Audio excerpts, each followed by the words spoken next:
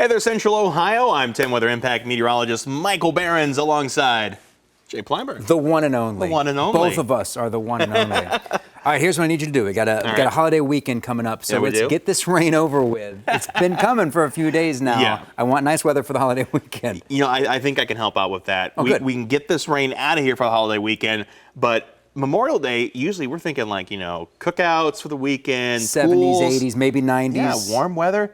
Not so much this year. Not this year? We're talking 60s through the weekend, believe it or not. Well, in comparison to the freezing conditions of a couple months ago. Yeah, still warm compared to that. Not that bad. Not that bad. Speaking of not that bad, we do have rain in the forecast today, but it won't be that bad either. Shower chances will continue through the day today. Chilly temperatures, they continue through Friday. And then sunshine, that's the thing we really want to get back into the region. That will continue come back this weekend. So make sure you get outside and enjoy some of that sun as we head through the days ahead. Today, you're not really going to get a lot of it. We're looking at a lot of cloud cover hanging around across Central Ohio as we worked our way through the morning. We're going to stay pretty much overcast all day long today, so get ready for a very cloudy forecast and one that will bring you at least some chance for rain throughout the day as well across the region. Those temperatures, they started cool, low 50s and 40s across Central Ohio, and we're going to struggle for every degree we get today because winds out of the northwest and cloudy skies. It's just not a recipe for really warming these temperatures up, and even as we get into the afternoon, it's only going to just barely make it into the mid and upper 50s for highs today. Again, that cloud cover around pretty much all day long, scattered showers at any point possible from those clouds, so keep that in mind as you head out the door today. Rain chances will peak as we head into the early afternoon and then start to work their way down as we head toward this evening, so not a washout for today. There will be plenty of dry time, but you need to keep an umbrella on standby just about anytime because you never know when one of those little scattered showers is going to head toward you.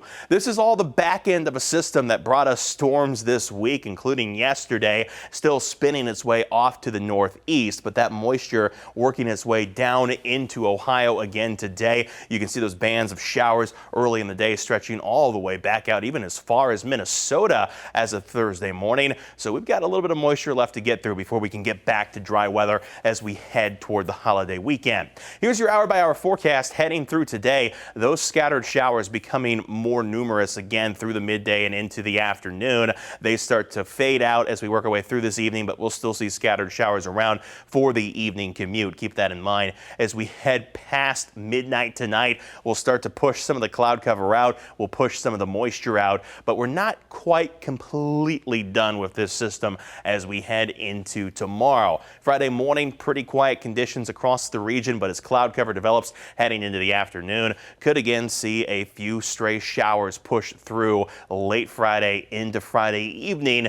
This is going to be pretty light rainfall. It's not really going to make a big impact on your day, but it will be something to keep in mind as you head out Friday evening. And then as we work our way into Friday night, we can finally put this rainfall out of the forecast and set up a dry weekend with mostly sunny skies as we head through the day on Saturday. Temperatures will start to warm as we head into the weekend as well. Rain chances over the next 7 days on a downward trend. Again, just scattered showers today, fairly isolated activity for tomorrow. We get back to dry conditions as we head through Saturday and into Sunday. Those rain chances, though, start to rise once again as we head toward next week. Memorial Day Monday, not so much of a rain chance, but it's not zero either. We're kind of dodging at least a few chances for showers Monday, but I think the better chances for rain hold off until Tuesday and Wednesday, so most of this 3-day weekend should be able to get through with dry weather. Here's your 10 Weather Impact 7-day forecast. Our temperatures stay cool as we head through the end of this week and into the weekend. Temperatures in the 50s as we head out this afternoon. If you're going to the 4-miler tonight, keep in mind that you may still have a stray shower by that point. We're kind of holding on to that 20% chance for rain. Temperatures out there, not bad for running. It'll be in the 50s as we head into this evening. So overall, not a terrible forecast for that. As we head toward tomorrow, again, mostly dry, isolated shower that can't be ruled out as we head into the afternoon, but still notably cooler than we should be this time of the year. Our average high for late May is more mid-70s. We're about 15 degrees below that point tomorrow. We're going to struggle for that 60-degree temperature by the afternoon. We warm up as we head into the weekend, not quite to the 70s, but close to it with dry weather. We'll get back to the 70s by Memorial Day and then slowly climb close to normal by next Wednesday. But keep in mind, we got some thunderstorms in the forecast by the midweek next week, and that could set up even cooler temperatures as we head beyond the 7-day. Right now, that forecast is trending about equal chances of above or below normal temperatures, but check out the deep south. There's a big area of below normal air that is forecast to head down in that region, and that could easily impact our forecast here in central Ohio as we head beyond that forecast. So something to watch as we head toward next week, but at least that might trend toward a drier trend. I think we could use some drier weather here in central Ohio. As you said, Jay, it's been raining quite a lot recently, but the good news is the patch of dry weather that we do have in this forecast sets up just in time for the weekend. Mid-40s for Memorial Day weekend. You double check the models there and everything. That seems. Yes, that is correct. You are waking up to mid-40s in the morning. And like I said, only getting into the 60s by the afternoon. 60s is still pretty nice. Yeah, still nice. Dry weather, most important factor. Excited for the dry weather once we get through this week. Yeah, got to get through this week. And then temperatures rising, so back towards summertime. Got to put them back to normal eventually. About a month away from the official start of summer here. So yeah, we're counting it down. 90s will be here before we know it. Indeed they will. And thankfully, while our forecast does have some rain, there's not been any severe weather in the next 7 days, at least not that we're looking at for now, but many are still picking up from the most recent rounds of storms that were impacting St. Louis. In fact, the city commissioner there said the agency responsible for keeping that city ready for emergency has been put on leave because the city wasn't prepared for those storms that came through last week. Sirens failed to sound last Friday before a deadly tornado touched down. Ian Lee is in St. Louis with the latest. Let me be clear. SEMA exists to alert the community when severe weather is coming. This office failed to do that in the most horrific and deadly storm that our city has experienced in my lifetime. St. Louis Mayor Kara Spencer says that word of possible tornadoes came Friday afternoon. But the city's emergency officials didn't push the button to sound the outdoor warning sirens because they were out of the office at a workshop. There was human error, there was a failure to do testing, there was a host of things that went wrong here that resulted in the failure to get the emergency management system, the siren system, working that day. The tornado was a mile wide when it went through residential neighborhoods of St. Louis, packing winds of more than 150 miles an hour. 5 people were killed. These are some of the more than 3,000 buildings damaged, according to the mayor. The tornado hit the ground and carved a path of destruction over 20 miles long. This cannot happen when a tornado is ripping through our community. Mayor Spencer put the city's head of emergency management, Sarah Russell, on paid leave and launched an investigation. Would lives have been saved if those sirens would have sounded? It's hard to say. The siren system is designed to really alert people outside, and it didn't do that. And at the end of the day, that was a failure. This local failure comes at a time when staffing at National Weather Service offices across the country have decreased dramatically and leave warning systems stretched thin. I can say that if there's a problem there, we will mobilize immediately again to ensure that the system and the backup system are in place, working and working well.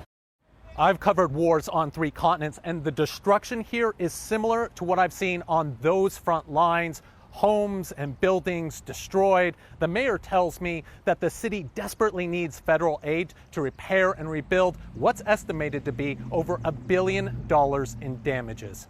Ian Lee, CBS News, St. Louis. And a terrible story there. And, it had many of us asking, how do we set our own sirens off here in central Ohio? And does it require the push of a button? Yeah, and then what are the reasons we might set those off, and how do they go off? All good questions to ask, and thankfully 10 TV meteorologist Aaron White went looking for the answers. Each county has their own siren system controlled by their local emergency management department.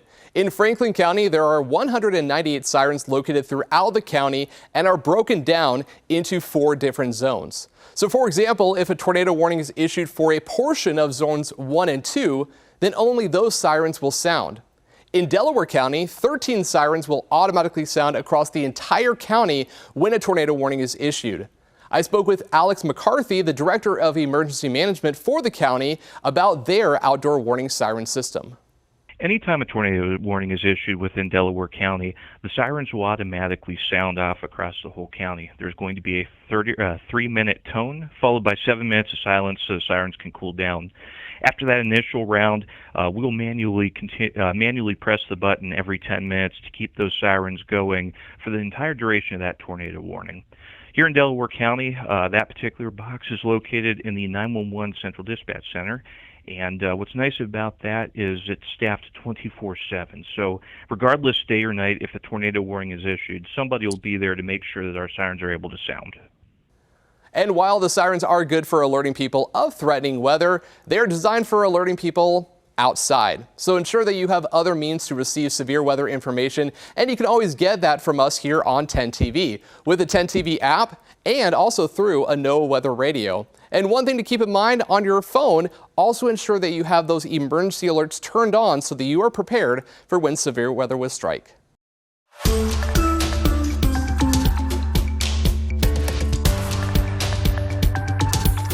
Switching now to some environment news, a chemical spill into a central Ohio waterway near Whitehall has been expanding today.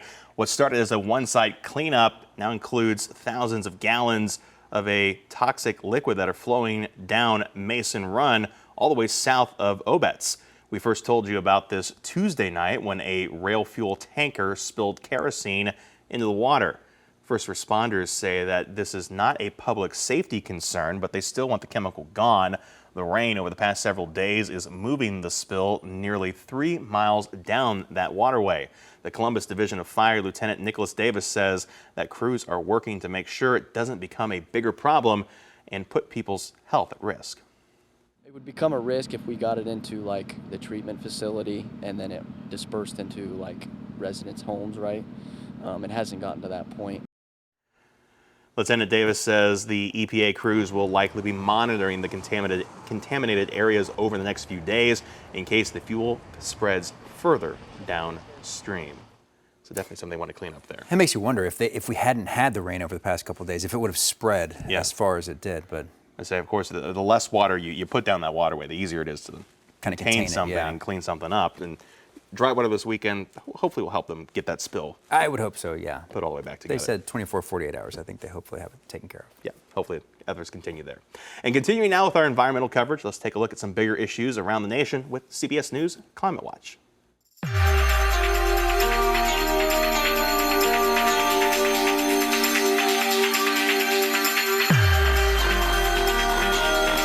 We're keeping an eye on the climate. Here's what you need to know. It's only May, but early record-breaking heat baked Texas and the central U.S. last week. San Antonio and Austin both hit triple digits, breaking records set more than 50 years ago. And it's not just Texas. Temperatures across the Midwest were 20 to 35 degrees above average. Climate scientists say this kind of extreme heat is more likely because of climate change, which is making heat waves occur more frequently and last longer. Meanwhile, the EPA is moving to weaken drinking water standards for PFAS, which are often called forever chemicals. The agency plans to repeal limits for 4 types of PFAS and delay the time utility companies must comply to limit 2 other PFAS in water supplies. The chemicals have been linked to cancer and organ damage and contaminate water for more than an estimated 100 million Americans. And finally, a new survey finds most voters want the government to do more to protect public health from global warming. 55% of voters supported increasing federal action on climate and health, compared to just 15% who want less. And even among Republicans, support for stronger action is growing, with nearly 40% of moderate Republicans saying agencies should be doing more. That's your Climate Watch. For the latest on climate and environmental news, go to cbsnews.com and follow us on Instagram at CBS News Planet. I'm Jesse Mitchell in New York. And finally today, let's check out some video into us here at 10 TV. The first story There's a whole new meaning to Windy City. You wouldn't be able to tell where this was if you didn't already know it was Chicago. That's because a rare dust storm swept through late last week. Look at that. It looks like Mars or something. Ominous looking. Yeah, the National Weather Service issued a rare dust storm warning for the area. Only the second one of its kind in that office's history. The event was so significant, you can look at there. You can see that dust spreading across the state on satellite. How wild is that? That's pretty wild. I've only experienced one of these in person once in West Texas. I think it's pretty commonplace out there. But I remember how it affected my contacts so bad. I mean, everything just gets gritty. Yeah, it irritates your eyes, ears, everything. You got to clean it up afterwards, too, because once that dust gets there, I mean, it kind of settles on everything. Yeah, it's an interesting video to see from that high vantage point, too. Yeah, and I mean, it was just kind of the perfect storm. You got all the farmers out there, they're plowing the fields, they're prepping for the year, and you got that big gust of wind going across there. All that loose dirt, it's got to go somewhere. All of a sudden, it's just traveling across the area. Into Chicago. And from dust to sand, many of us have tried building our own sandcastles on the beach, but I'm sure most of us aren't this good. Artists from around the U.S. and the world are taking a childhood pastime to a new height at a sand sculpture festival in Denmark. Whoa! Crazy pictures there. Look at those. It's so good. Showtime was the theme this year. Miss Piggy made her debut. You saw her, Jay, just a second ago. Charlie Chaplin was the other sculpture you were looking at. You ever do sand sculptures? I can barely make a sandcastle if I have a bucket that already looks like a sandcastle. I'm the guy who likes to get the wet sand and like drip it to make a little tower, but that's about as far as it goes. This is really incredible. I mean, I can dig a hole. Pieces of I love. I can make a pile. Can't make that. I wonder if they use a polymer or something to get sticky, or is that just sand and water? Yeah, I mean, I feel like it's whatever they're doing. It's a skill that I don't I'm have. impressed. Yeah. Great video there. Hopefully they save those, right? They don't just knock them down afterward. I mean, they're probably there for a few days. Take a couple pictures for Instagram. Till that windstorm comes by. Till the wind, yeah. It's gone down the road somewhere. Goodness gracious. Well, speaking of the wind, it is going to be a little bit breezy out there today as well. And eventually this wind is going to push the rain on out and bring temperatures back to where they should be. And tonight, Chief Meteorologist Jerry Martzwell, he'll be out at the 4-miler, but he'll be here with Aaron White, and they'll be tracking the latest on our temperatures heading into the Memorial Day weekend. Of course, you can always find more information throughout the day, 10tv.com. Have a great afternoon. See ya.